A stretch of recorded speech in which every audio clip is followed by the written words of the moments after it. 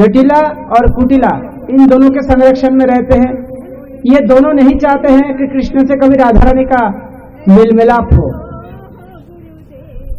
एक बार की बात है, कृष्ण जब मिलने के लिए आया तो जटिला ने देख लिया कि राधा रानी कृष्ण से मिल रहे हैं।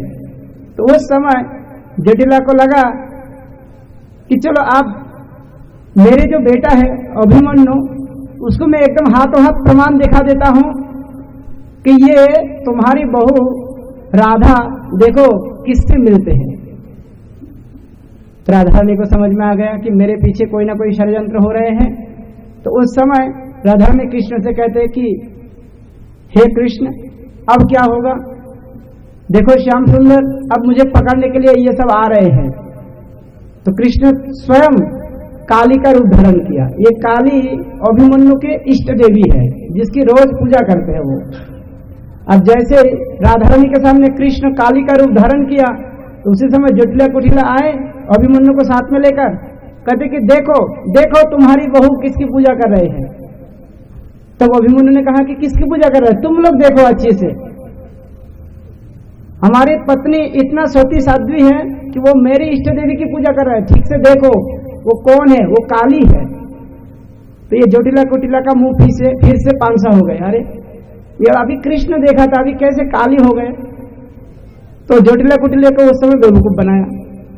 कृष्ण का एक स्वभाव है कि राधा रानी की प्रेम को बढ़ाने के लिए वो कई बार चंद्रावली के कुंज में चले जाते हैं। एक बार ऐसे ही चंद्रावली के कुंज में जब गया तो राधा रानी की जो सेविका है वो सखी लोग देख लिया। देख के राधा रानी से कहने लगे कि राधे, ये कृष्ण तुम्हारे कुंज में नहीं आकर चंद्रावली के कुंज में कैसे चले गए? राधा रानी ये बात सुनकर बहुत भड़क गए। वो प्रतीक्षा करने लगे कि आने दो, अब जब आएगा तो उसको मजा चखाऊंगा। कृष्ण के पास ये बात पहुंच गया कि राधा रानी मुझसे बहुत गुस्से हो गए। तो कृष्ण ने क्या किया? अपना वेश बदल दिया, वो भी एक गोपी का रूप धारण किया। गोपी का रूप धारण करके वो राधा रानी के सामने आके एकदम से नाचना शुरू किया।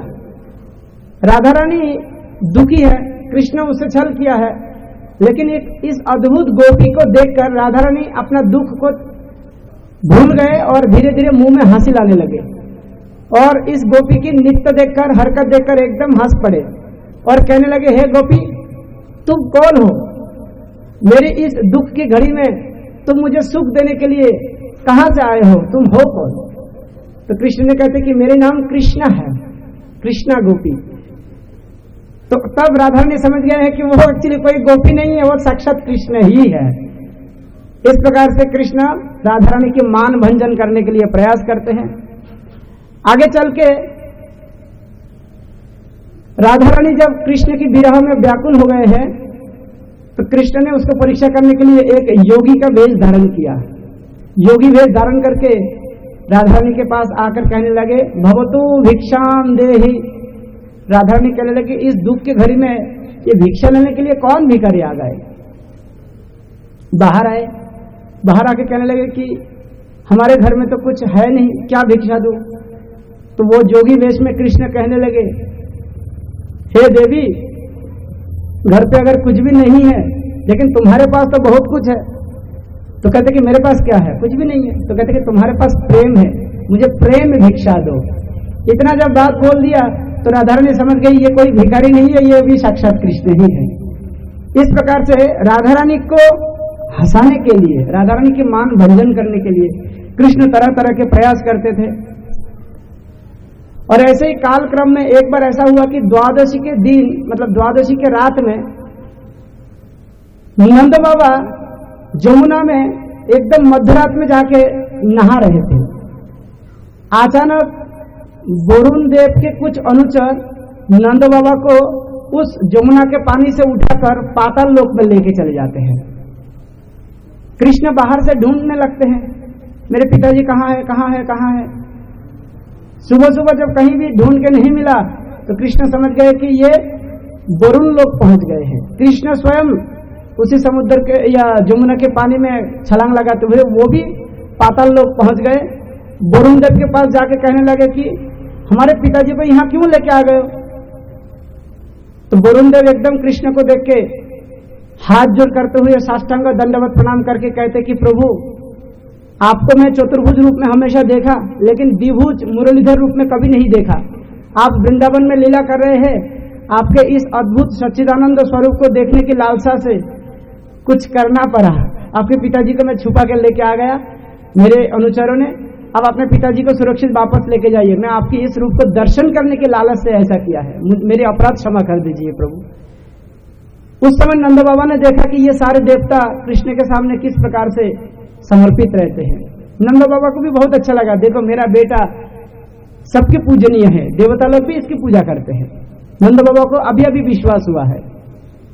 तो इस प्रकार से नंद बाबा का उद्धार हो गया, वापस आया। रोज रात में वही रास नृत्य होते हैं। कहते कि ये रास नृत्य 100 वर्षों तक चला, लेकिन 100 वर्षों की समय एक पल में ही बीत गया। एक रात की बात है, गोपी लोग कृष्ण को ढूंढ रहे हैं, राधा रानी कृष्ण को ढूंढ रहे हैं। ढूंढते ढूंढते कहीं से कई सुराग नहीं मिल रहे हैं, तो कभी लता को पूछने लगे, कभी वृक्षों को पूछने लगे, कभी पक्षियों को पूछने लगे, कभी हिरण को पूछने लगे, कभी जमुना को पूछने लगे। जब कहीं भी ढूंढ के नहीं मिला तो ये लोग कृष्ण लीला का अनुकरण करके खुद ही कोई पुतना बन जाते हैं, तो कोई कृष्ण बन के उसको मारते हैं, कोई तृणवत्ता बन जाते हैं, कोई कृष्ण बन के उसको मारते हैं, कोई गोवर्धन उठाने के लिए अभिनय करते हैं, कोई कालिया बनते हैं, तो कोई उसके ऊपर नृत्य करते हैं। ऐसे करके कृष्ण लीला के अनुकरण कर रहे थे। तो अचानक एक दैत्य जिसका नाम था शंखचूर, वो कुछ गोपियों को चोरी करके लेके जा रहा था। उसी समय कृष्ण को जब पुकारा तो कृष्ण वहां पे प्रकट होकर उस शंखचूर दैत्य को इतना जोर से घूसा मारते कि उसका धड़ से सिर को अलग करके उसको मार देते हैं। आगे चल के अब कंस द्वारा प्रेरित एक और असुर आ जाते हैं, उसका नाम है अरिष्टासुर। ये बेल के शरीर में था। वो आके सीधा कृष्ण को ढूंढने लगे नंदालय में। ढूंढते ढूंढते बाद में कहीं भी नहीं मिला, क्योंकि कृष्ण गोचरण में चले गए। तो जमुना में एक बांध था, उसे बांध को अरिष्टासुर ने तोड़ दिया और जमुना के जल अब गांव की तरफ बहाने लगे। ब्रजवासियों को बहुत दिक्कत हो रहा था। ब्रजवासी लोग कृष्ण को पुकार रहे हैं। कृष्ण आया, आके कहने लगे डरो मत, ये तो एक छोटा सा बेल है, देखो अभी इसको मैं किस प्रकार से सबक सिखाता हूं। कृष्ण स्वयं अरिष्टासुर के साथ भिड़ गए। अरिष्टासुर के जो सिंह है, बड़े बड़े सिंह, उसको तोड़ दिया। तोड़कर उसी सिंह से पीट पीट कर अरिष्टासुर को मार गिराए। आगे जाके कंस ने और एक असुर को भेज दिया, उसका नाम है केशी दानव। ये घोड़े के रूप में आया। कृष्ण उसी को भी जोर से घूंसा मारने लगे। उसकी जो खूर है, टांग है, उसको तोड़ दिया और केशी दानव के मुंह में हाथ डालकर उसके जीवा को एकदम से खींचकर निकालकर उसको जान से मार दिया। आगे जाके चमगादड़ के रूप में एक और असुर आया, उसका नाम है व्योमासुर। ये व्योमासुर आके कृष्ण ग्वाल बालों के साथ खेल रहा था और उसने कुछ ग्वाल बालों को चोरी करके एक गुफा के अंदर छुपा के रख दिए। उसका ये उम्मीद था कि कृष्ण अपने ग्वाल बाल मित्रों को बचाने के लिए आएंगे और उस अवसर में मैं कृष्ण को मार दूंगा। कृष्ण चमगादड़ के रूप में उस व्योमासुर को भी घूसा मार मार के एकदम आधमरा कर दिया और बाद में एकदम घुमाते हुए इतना जोर से फेंक दिया कि बहुत दूर जाके गिरकर उसका भी प्राणांत हो गया। इस प्रकार के सभी असुरों को जब मार डाला तो एक बार कंस बहुत चिंतित है। जिसको भी मैं वृंदावन भेजता हूं उसका कोई खबर ही नहीं मिलता है, पता नहीं कहां गायब हो जाते हैं, उसके मृत शरीर भी नहीं मिलता है। अब कौन बताएगा कि मेरा शत्रु है कौन, देखने में कैसा है, उम्र कितना है, कितना ताकतवर है। जिसको भी भेजते हैं वो वापस क्यों नहीं आता है। नारद मुनि आए। नारद मुनि आके कहने लगे कि हे राजन, आप इतना बुद्धिमान है, इतना बलशाली है, अपने शत्रु के पास ये तरह तरह के आपके सैनिकों को क्यों भेज रहे हैं। ऐसा करिए ना, किसी एक व्यक्ति को वृंदावन भेजिए और अपने शत्रु को यहां बुला के लाइए, मथुरा में उसको मारिए, वो ठीक रहेगा ना, अपने हाथ से मारिए। कंस को यह बात बहुत अच्छा लगा। उसने सोचा ठीक है, कोई ऐसा व्यक्ति को भेजना पड़ेगा जो नंद बाबा के अति प्रिय हो। सफल और गांधिनी इन दोनों के एक बहुत सुंदर पुत्र जो नंद बाबा और वसुदेव, ये दोनों परिवार के लिए बहुत शुभकारी है, हितकारी है। उसका नाम है अक्रूर। इस अक्रूर को चुना गया कि हे अक्रूर, एक काम करो, तुम वृंदावन में जाओ। मैंने सुना है ये वसुदेव के हमारे जो भांजा है, हमारे जो मतलब देवकी मेरे बहन है, और उसकी जो एक बेटा वो वृंदावन में रहते हैं, नंद भवन के पास, नंद भवन में नंद बाबा के पास। तो तुम जाओ, मेरे भांजा को बुला के लाओ। मैं यहाँ पे एक धनुष यज्ञ करना चाहता हूँ और मैं अपने भांजों को न्योता देना चाहता हूँ कि वो लोग आए और इस धनुष यज्ञ अनुष्ठान का मजा ले, आनंद ले, बुला के लाओ। वैसे तो बाकी चारों और अलग अलग लोगों को न्योता देने के लिए भेज दिया, लेकिन मैं चाहता हूं कि वृंदावन में तुम ही जाओ।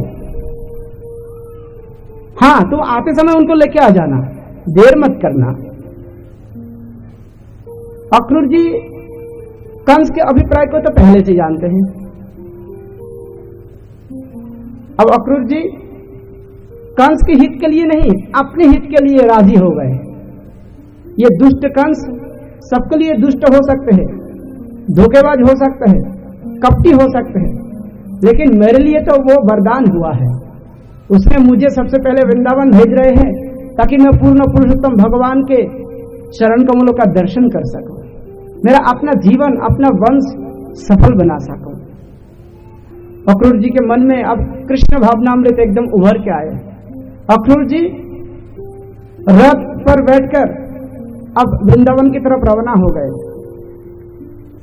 आधे रास्ते आने के बाद उसने ब्रज की जो धूली है, गोधूली, और कृष्ण की वो नंगे पैर में चलते हुए जो चरण चिन्ह है, उसको देख के रथ से एकदम कूद पड़ते हैं।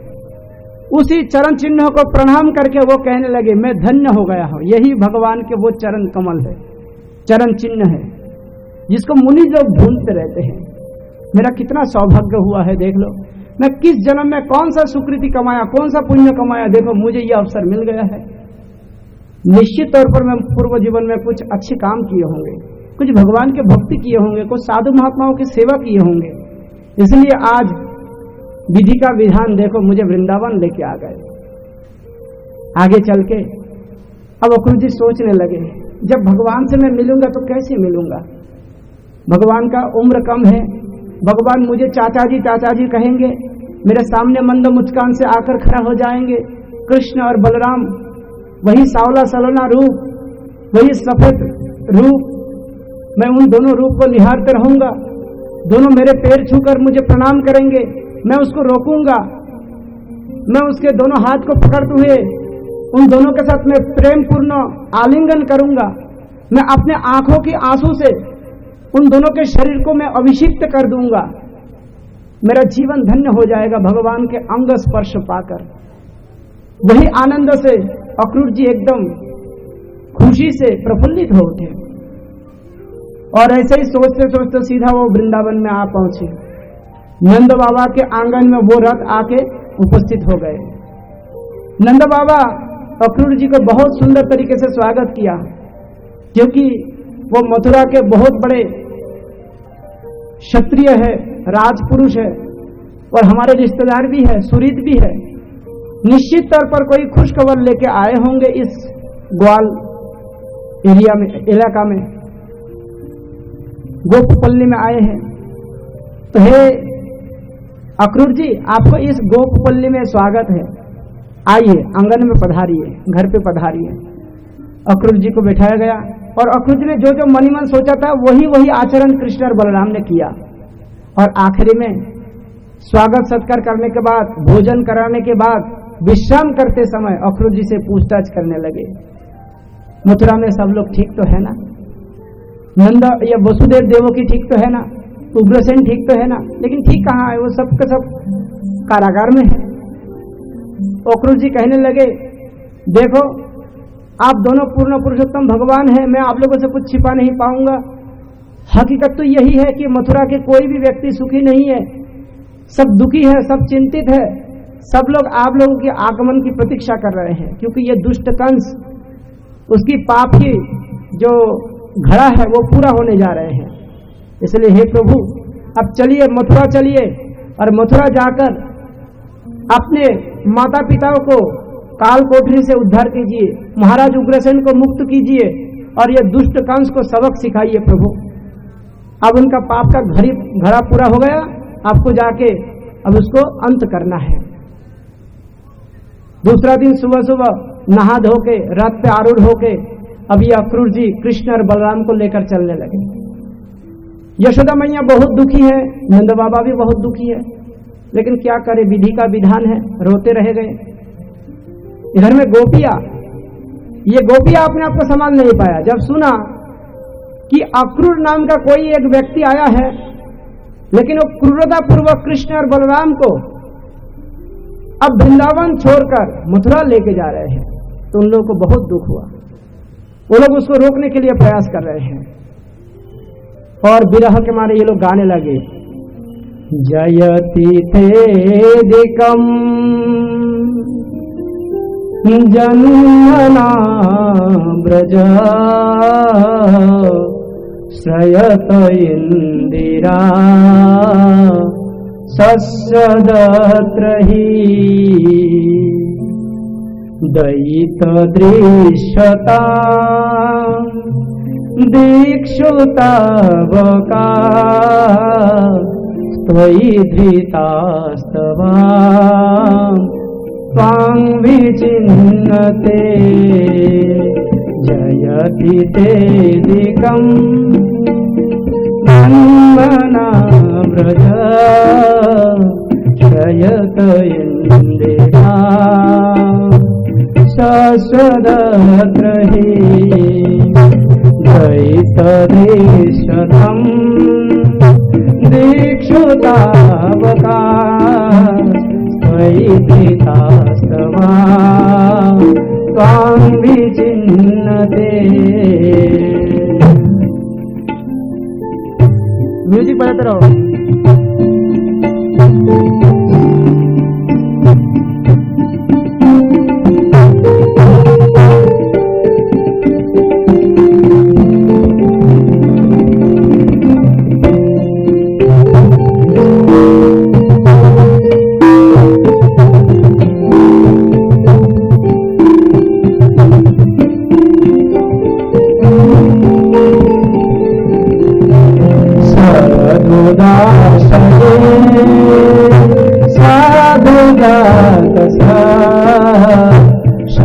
शरसिजोदर श्रीमुषादृशा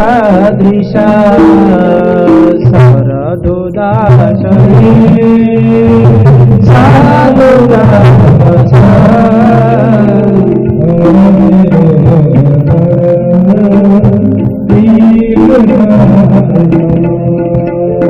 सुरथनाथ के अशुल्कदासिका हरध्वनिघ्नतो नेह बिम्बध सुरथनाथ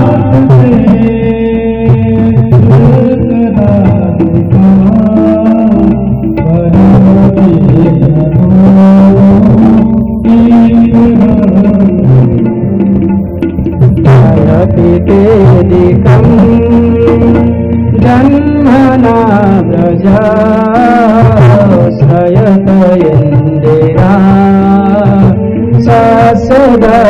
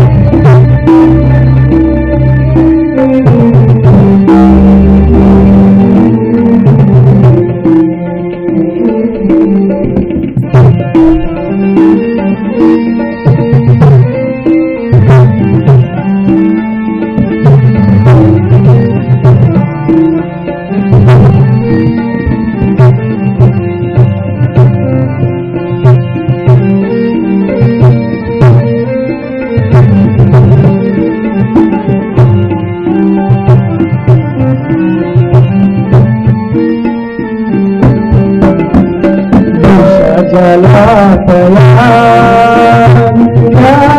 राक्षसा हर्ष मारुता वैद्युतानला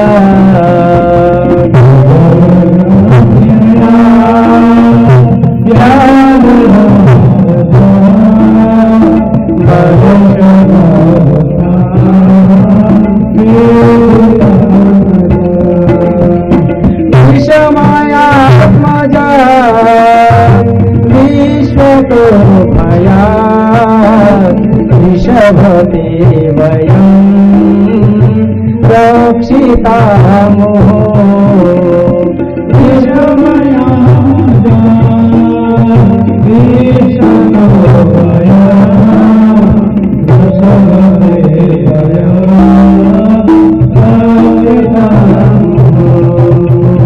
जयति देविकं जन्मना व्रजा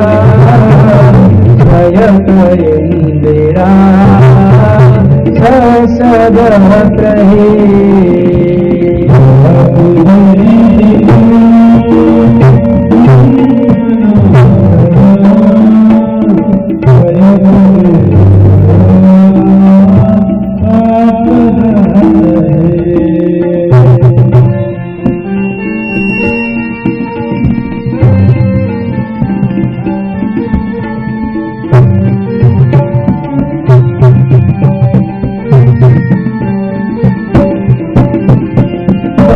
कथामृतं तप्तजीवना कविरीरितं कल्मषापहम्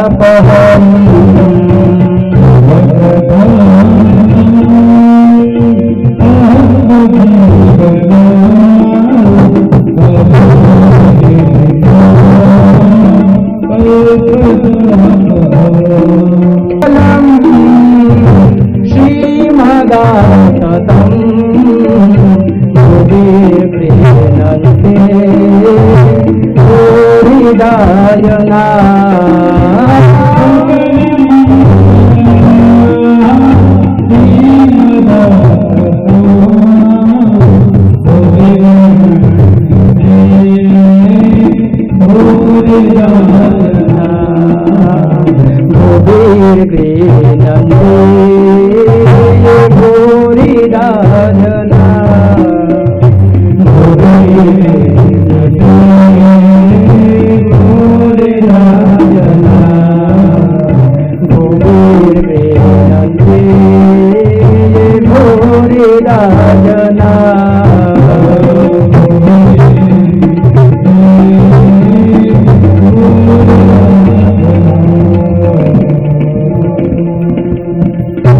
इस प्रकार से गोपी लोग कृष्ण की विरह अग्नि से जल रहे हैं। कृष्ण से निवेदन करने लगे, हे कृष्ण, तुम्हारे विरह भला हम कैसे सहन कर सकते हैं। गोपी लोगों को कृष्ण ने आश्वासन दिया, हे गोपी, तुम लोग चिंता मत करो, मैं बहुत ही जल्दी मथुरा जाकर अपना काम पूरा करके तुम्हारे बीच में वापस आ जाऊंगा। इतना ही आश्वासन देकर गोपियों को सांत्वना प्रदान करके अक्रूर के रथ पर बैठकर भगवान आप मथुरा की तरफ चलने लगे। जैसे जमुना के तट पर आया और वृंदावन की सीमा पार कर गए, उसी समय अक्रूर जी जमुना में जाके नहाते हैं और अक्रूर जी को दिखाई पड़ते हैं कि ये जो कृष्ण और बलराम है रथ पर, ये उस जमुना के पानी के अंदर भी चतुर्भुज रूप में स्वयं विराजमान है। अक्रूर जी उनको दर्शन करके समझ जाते हैं कि मैं जिसको लेके जा रहा हूँ वो तो पूर्ण पुरुषोत्तम भगवान है। एक बार फिर से मुझे प्रमाण दिखा दिए हैं, अब मैं निर्भय हूं, अब कंस का अंत निश्चित है। इस प्रकार से अक्रूर जी अपना रथ अब मथुरा की तरफ लेके जाते हैं। मथुरा नगरी में प्रवेश करते ही भगवान अक्रूर जी को कहते हैं कि आप अपने घर पधार चले जाइए, हम लोग पहले बार मथुरा में आए हैं, थोड़ी देर हम मथुरा पुरी को दर्शन कर लेते हैं। कृष्ण और बलराम रथ से निकल गए, अक्रूर जी अपने घर चले गए। कृष्ण बलराम घूमते घूमते एक धोबी के पास गए। धोबी से कहने लगे कि भाई हमें नया कुछ कपड़ा दो, हम तो गांव से आए हैं, हमारे पास ठीक से कपड़ा भी नहीं है। धोबी ने कृष्ण और बलराम को डांटने लगे, कहते कि ये तो महाराज कंस के कपड़ा है, तुम दोनों कौन हो बालक, यहां से कपड़ा चुराने के लिए आए हो, जाओ यहां से भागो, नहीं तो अभी तुम दोनों को मार दूंगा। भगवान कृष्ण ने अपने ही हाथों से धोबी के ऊपर हाथ चलाकर उसका गर्दन उड़ा दिया, धड़ से सिर को अलग कर दिया, उसको मार के उनके कपड़ा लेके अपना मनपसंद कपड़ा पहन लिया। कपड़ा थोड़ा बड़ा था, थोड़ी दूर बाद में एक दर्जी मिल गया, उसी दर्जी से फिर कपड़ा का साइज बनाकर फिर उसको पहनकर आगे बढ़ने लगे। रास्ते में सुदामा के नाम का एक मालाकार वो हार बनाते हुए भगवान के लिए मानो प्रतीक्षा कर रहे हैं। कृष्ण वहां पे सामने जाके खड़ा हो जाते हैं, सुदामा कृष्ण का रूप देख के खुश हो जाते हैं, कृष्ण और बलराम को अपना बना हुआ हार पहनाकर स्वागत करते हैं द्वारका मथुरा में, चरणों में फूल चंदन दे देते हैं। आगे चल के कृष्ण के सामने एक त्रिवक्रा पढ़ते हैं, वो कंस की दासी थी, कंस के लिए रोज फूल चंदन उठा के ले जाकर कंस को श्रृंगार करती थी। वो त्रिवक्रा से अब कृष्ण की मुलाकात हो जाते हैं। कृष्ण कहते हैं कि अरे सुंदरी, तुम कहां जा रही हो? मुझ जैसे सुंदर पुरुष को देख के तुम्हारे मन प्रभावित नहीं हो रहे हैं, तुम किसको खुश करने के लिए जा रहे हो इतना जल्दीबाजी से? त्रिवक्रा उसका पीठ में कूज है तो वो एकदम झुक कर चलती है, एकदम थोड़ा सा ऊपर करके देख रहे हैं कि अरे ये तो सुंदर युवक है, लेकिन मैं तो बुढ़ी हूं और कुरूपा हूं, तो मेरे साथ इसका क्या लेना देना है। तो इसलिए वो इधर उधर भागने के लिए प्रयास कर रहे थे, लेकिन कृष्ण उस त्रिवक्रा को पकड़ लेते हैं। पकड़कर उसके पैर के ऊपर कृष्ण अपना पैर रखकर उसके इस हिस्सा को ऐसे करके पकड़ के सीधा एकदम कड़क कड़क करके पूरा खड़ा कर देते, सीधा कर देते। अब ये कुरूप से अब सुरूप हो गए, एकदम सुंदर रूप धारण कर लिया। और जब ऐसा लगा कि मेरा पूरा शारीरिक कांति वापस आ गए हैं, मैं सुरूपा हो गया हूं, तो त्रिवक्रा अब सोचने लगे कि इस कृष्ण के साथ मेरा एक गहरा रिश्ता बनाना है। तो कहने लगे कि हे प्रभु, आप कौन हैं? क्या आप साक्षात भगवान हैं? आपका रूप देख के मैं पहले मोहग्रस्त हो चुकी हूं, लेकिन मेरी अपनी कमी के कारण मैं आपसे संबंध नहीं बना पा रहे थे, लेकिन आपने कृपा करके मेरा रूप वापस कर दिए। आप कृपा करके एक दिन के लिए भी हो आपको मेरे पास आना ही पड़ेगा, मुझे आपसे अंतरंग भाव से मिलना है। कृष्ण ने कहा कि अभी मेरे साथ मेरे बड़े भाई है, बाद में, अभी नहीं। तो कृष्ण और बलराम को फूल चंदन दिया, श्रृंगार कर दिया और फिर त्रिवक्रा अपना घर पे चले गए, आप कंस के पास नहीं गए। कृष्ण आगे बढ़ने लगे, तब तक कंस के जो महावत है वो एक हाथी को शराब पिलाकर वो कृष्ण के सामने लाकर खड़ा कर दिया। उसका नाम था कुवलयापिर। उस हाथी को कृष्ण के सामने लाकर एकदम हरकत करने लगे। कृष्ण समझ गए हैं कि यह हाथी कोई सामान्य हाथी नहीं है, ये तो पगला हाथी है। कृष्ण पहले महावत को कहा कि अरे भैया, तू यह हाथी को बीच में लाकर क्यों खड़ा कर दिया, इसको यहां से हटा ले। वो महावत मानो इच्छा करके ही कृष्ण की तरफ उस हाथी को मजबूर कर रहे हैं जाने के लिए। कृष्ण ने उस हाथी को उसका सूंड पकड़ते हुए एकदम सीधा सिर के ऊपर उठ गए और वहां पे जोर से घूसा मार के उसको कमजोर कर दिया। फिर नीचे उतारा और कृष्ण ने उसके सूंड को एकदम पकड़ते हुए सीधा घुमाने लगे, घुमाते घुमाते सीधा ऊपर की तरफ फेंक दिया और नीचे जैसे गिरा हाथी कुवलयापिर धड़ाम करके गिर के फिर उसका देहांत हो गया। आगे चल के देखा कि सामने ये मल्ल युद्ध का एक पूरा मैदान तैयार है, वहां पे बीच में कंस बैठे हैं, चारों तरफ इधर में कंस के चेला लोग हैं और इधर में ब्रजवासी लोग हैं और कुछ खेलकूद होने जा रहे हैं, ऐसा देखा। अच्छा, रास्ते में धनुष यज्ञ का एक मंदिर देखा, वहां पे धनुष यज्ञ हो रहे हैं। ये कंस का धनुष है जिसके लिए राम और कृष्ण को बुलाए गए। कृष्ण वहां पे गए धनुष देखने के लिए, पूछने लगे कि ये धनुष किसका है। तो कहते हैं कि भगवान परशुराम ने ये कंस को भेंट दिया था, उपहार, तब से ये धनुष कंस के पास है, ये शिव जी का धनुष है। अच्छा, तो कृष्ण ने कहा कि इसको थोड़ा हम देख सकते हैं। बोले कहा देखो, बोले थोड़ा छू सकते हैं, बोले छो। कृष्ण ने उसी धनुष को उठा लिया और देखते ही देखते भगवान रामचंद्र जिस प्रकार से दूसरा शिव जी के धनुष को तोड़ दिया था, इसी प्रकार द्वापर युग में कंस के पास सुरक्षित इस धनुष को भगवान श्री कृष्णचंद्र ने आप धड़ाम करके तोड़ दिया। जैसे धनुष तोड़ दिया, उस ब्राह्मण को, जो कंस के चेला है, उसको लगा कि अब कंस का अंत निश्चित है। इसके बाद फिर कुबलाया फिर को मारते हैं। इसके बाद आगे जाके मल्ल युद्ध क्षेत्र में जब पहुंचते हैं, फिर कंस चतुरतापूर्वक कहते हैं, आओ भांजे आओ, तुम्हारे लिए प्रतीक्षा कर रहे थे। हमने सुना है कि तुम गोकुल में और वृंदावन में बहुत सारे दुष्ट असुरों को खदेड़ कर मार दिया था, तो मैंने सोचा कि तुम्हारे लिए तो कुछ और भी आयोजन किया जाए। इधर में देखो, चानूर है, मुष्टिक है, शल तोशल ये सब है, कूट है, किसी का भी तुम अपने साथ मल्ल युद्ध करने के लिए चयन कर सकते हो। तुरंत चानूर और मुष्टिक आ गए, कृष्ण और बलराम को दहाड़ने लगे। अरे आओ हमसे थोड़ा खेलकूद करो। कृष्ण और बलराम एकदम मासूम बच्चा है, कहने लगे, हम लोगों को खेलने कूदने के लिए बुलाए हो तो फिर हमारे जैसे साइज के कोई बच्चा को तो लाओ। तुम इतने बड़े बड़े मोटे मोटे पहलवान आ गए हो हमसे भिड़ने के लिए। कंस ने कहा कि नहीं नहीं, इनसे ही तुमको लड़ना पड़ेगा। चानूर और मुष्टिक कहने लगे कि नहीं, हमने सुना है कि तुमने इसके पहले पहले बड़े बड़े अगासुर, बगासुर और अरिष्टासुर, कैसी सबको सबक सिखाया, सबको मार दिया। अब हम तो उसकी तुलना में कुछ भी नहीं है, हमसे थोड़ा भिड़ जाओ, देखो कैसा लगता है। कृष्ण ने सबकी तरफ देखा, जो कृष्ण के हितैषी है वो लोग कहने लगे ये तो अन्याय है, छोटे छोटे दो बच्चों के साथ ये किसको लगा रहे हैं युद्ध करने के लिए, ये ठीक नहीं है, ये असम प्रतिद्वंदिता हो रहे हैं।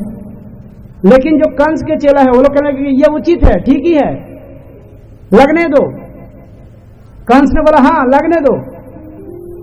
तो चानूर के साथ कृष्ण और मुष्टिक के साथ बलराम भिड़ गए, और कुछ समय बाद में चानूर और मुष्टिक दोनों को घायल करके एक साइड में किनारा कर दिए। फिर साल तोशल कूट तीनों आए, और तीनों आके फिर तीनों निपट गए। फिर बाद में अंत में कृष्ण जाके सीधा कंस को आक्रमण किया, और बलराम बाकी सारे बचा खुचा जो भी सेनापति सेनाध्यक्ष थे उनको सबको अब एक एक करके चुन चुन कर मारने लगे।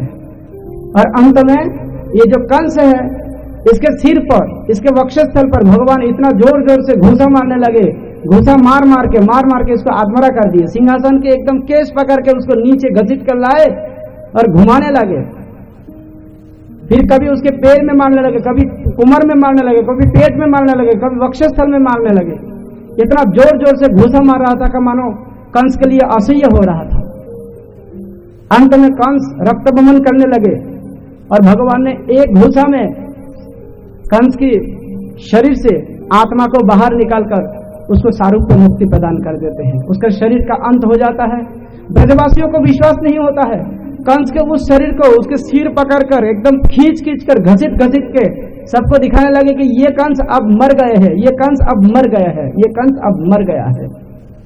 जैसे कंस का मृत्यु हो जाते हैं, समस्त ब्रजवासी लोगों का विजय होते हैं, बचा कुचा जो कंस के चेला सैन्य सामंत था उस सब के सब अब हाथ खड़ा करके सरेंडर्ड हो जाते हैं। इस प्रकार से कृष्ण मथुरा विजय करते हैं और देवकी और वसुदेव को कारागार से मुक्त करते हैं। राजा उग्रसेन को फिर से उनके सिंहासन पर आरूढ़ करके उनको साम्राज्य वापस कर देते हैं, और समग्र मथुरा में आप खुशी की वातावरण छा जाते हैं। हरे कृष्ण कृष्ण कृष्ण हरे हरे,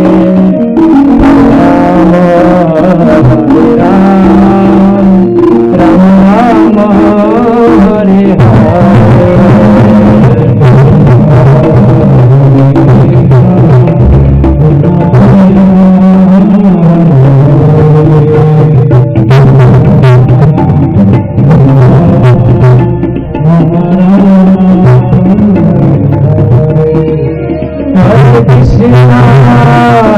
कृष्ण कृष्ण कृष्ण हरे हरे, हरे राम राम राम हरे हरे।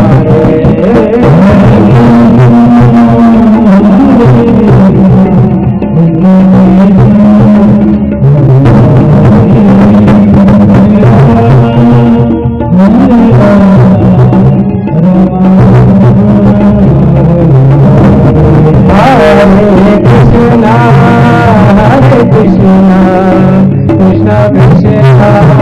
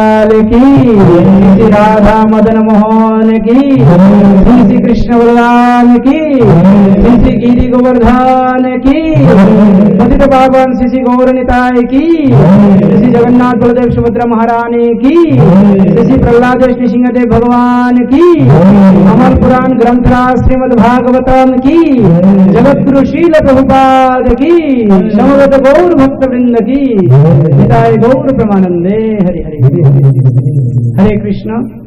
आज शाम के जो सत्र है इसमें द्वारका लीला आएंगे और द्वारका लीला में सभी भक्तों से निवेदन है कि उसमें रुक्मिणी विवाह, सुदामा मिलन आदि ये सब लीलाओं का समाहार है। तो जो भक्त जो तैयारी करना है आप लोग करके आ जाना। हरे कृष्ण। वंशा कल्पतरुभश्च कृपा सिन्धुभ्येव च पतितानां पावनेभ्यो वैष्णवेभ्यो नमः। और आपको गिरिराज जी का भोग भेज देंगे।